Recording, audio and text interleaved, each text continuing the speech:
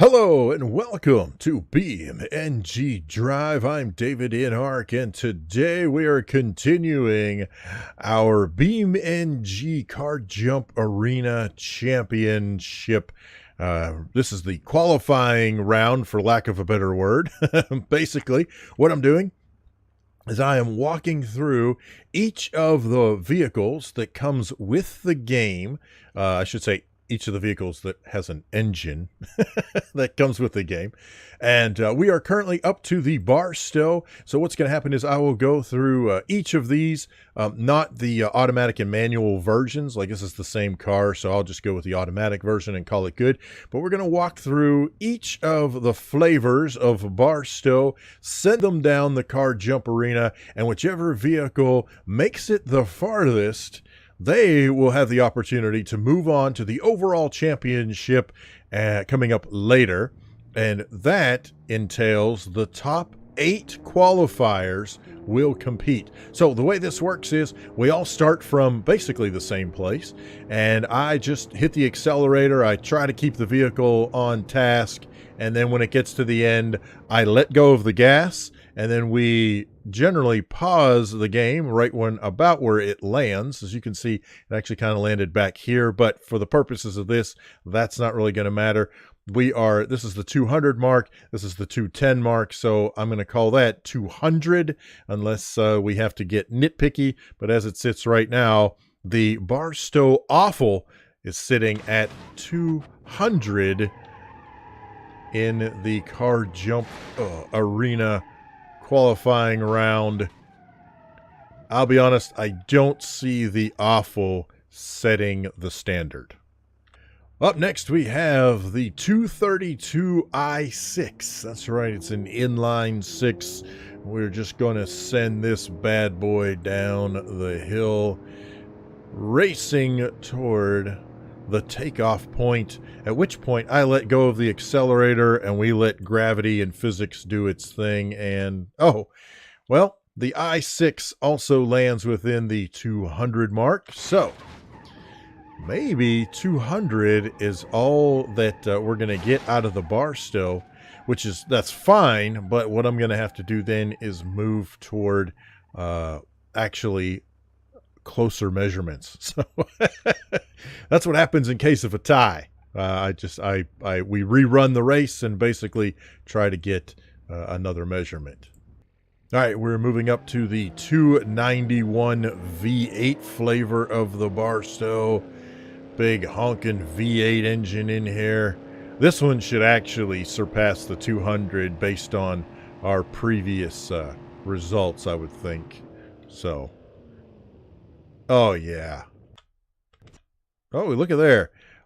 Now, as you can see, the skid marks, back here technically put it here, but I'm gonna give it the benefit of the doubt. Why not?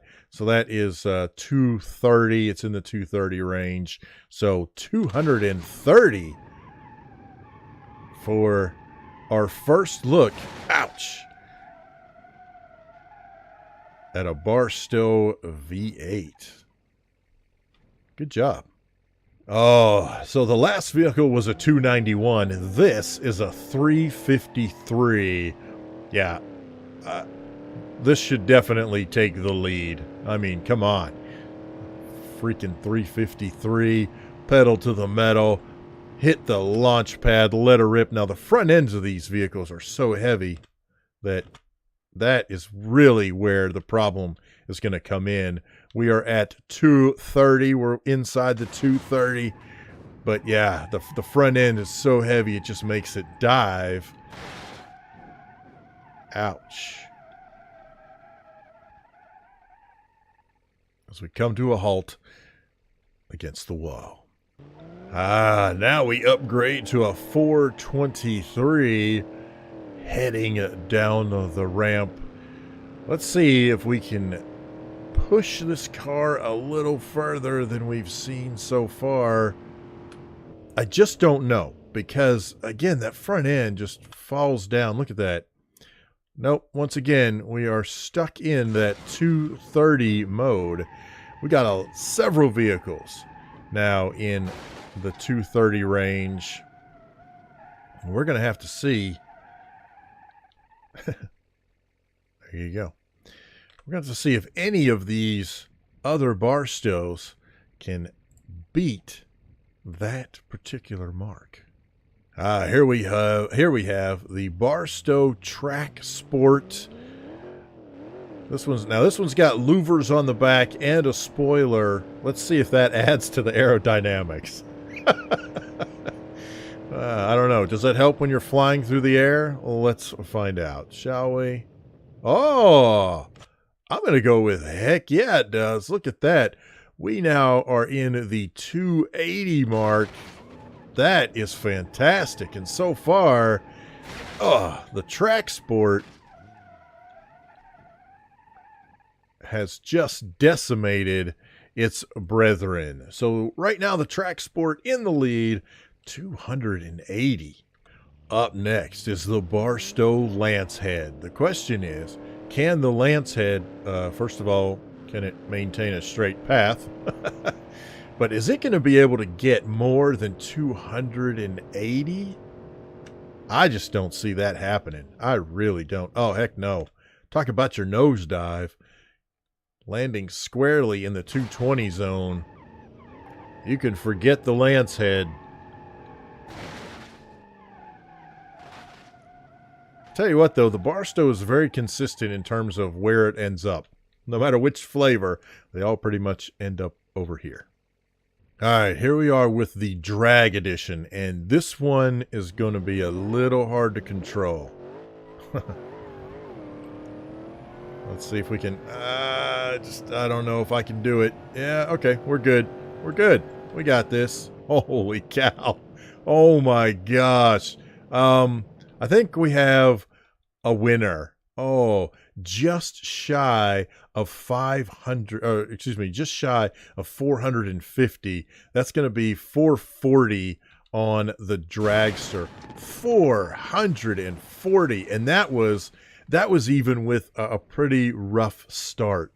Holy cow, that was absolutely amazing.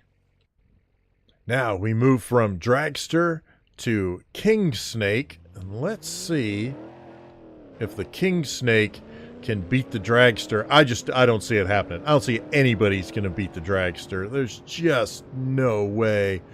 In fact, we're already at the risk of over rev, and it's just going to take a nosedive.